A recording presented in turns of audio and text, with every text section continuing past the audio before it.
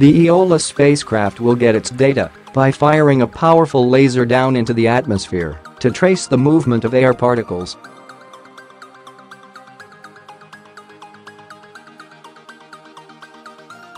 Meteorologists are hopeful the mission will have a big impact on the quality of medium-range weather forecasts.Aeolus is due to launch on a Vega rocket from French Guiana at 18:20 local time, 22:20 BST.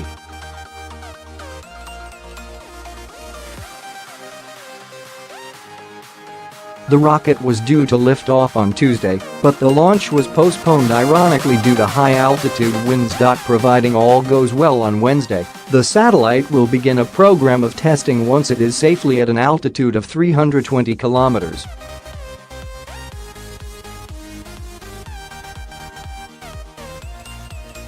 Team members hope that routine forecasting should be incorporating the laser's information within the year.Why does this space mission matter currently? There are multiple ways to measure the wind, from whirling anemometers and weather balloons to the satellites that infer wind behavior by tracking clouds in the sky.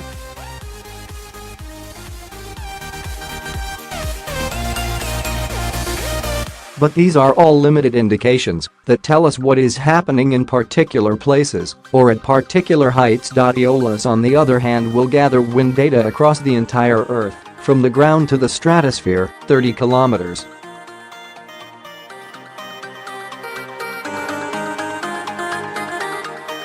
The biggest benefits should come to forecasts that look a few days ahead.Bad storms in Europe, for example, will sometimes have their origin in the tropics, and when meteorologists fail to anticipate their severity it's often because the initial state conditions given to computer models contained inaccurate wind information.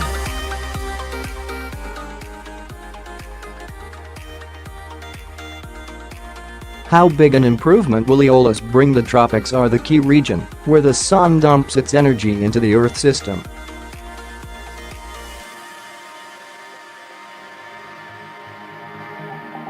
It is this solar input that triggers the large-scale patterns of circulation in the atmosphere. These patterns then propagate both north and south and influence the variability at the mid-latitudes and, in particular for medium-range forecasts, this influence is very important, explained Erland Källén, a former director of research at the European Centre for Medium-Range Weather Forecasts, ECMWF.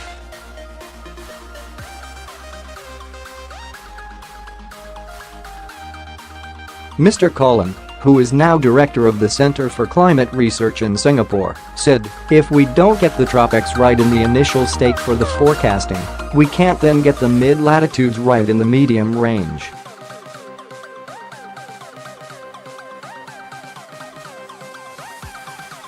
Simulations of the forthcoming data suggest Aeolus's impact will be like doubling the number of weather balloons available to meteorologists.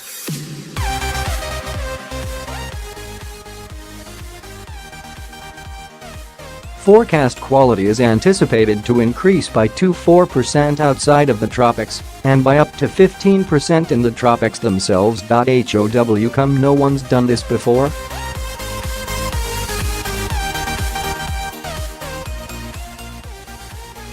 Technical problems mean Aeolus is more than a decade late. The European Space Agency, whose project this is, first approved the mission in 1999. With the intention of launching the satellite in 2007.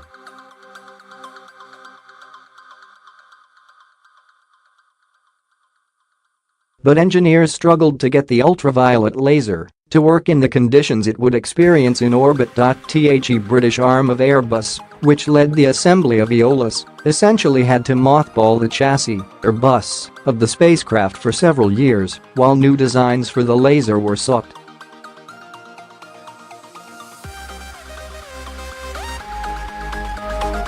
Aeolus is arguably the most difficult mission ever implemented by ESA. Many thought it might never fly. Anders Elfving is the agency's Aeolus project manager.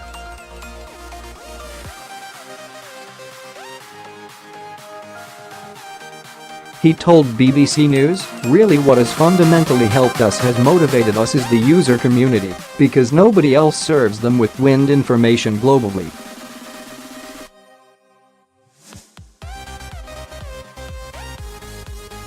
We will really still be, after 16 years, the only supplier of it. And very soon we can give meteorologists our data pipeline, and they can tell us, yes, you have the breakthrough we wanted.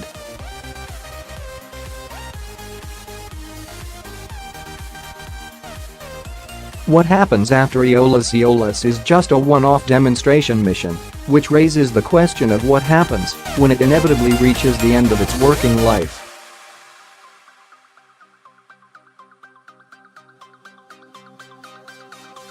If it delivers on its promise, forecasters will be loath to lose the advantage. But it would not be ESA's role to produce a second spacecraft.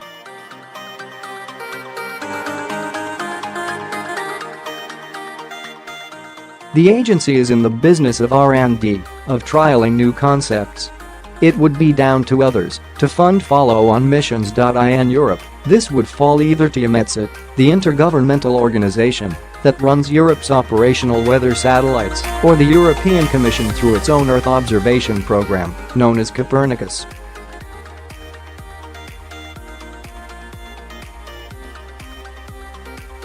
It is conceivable also that international partners, such as the US and China, would be interested in lofting a constellation of satellites.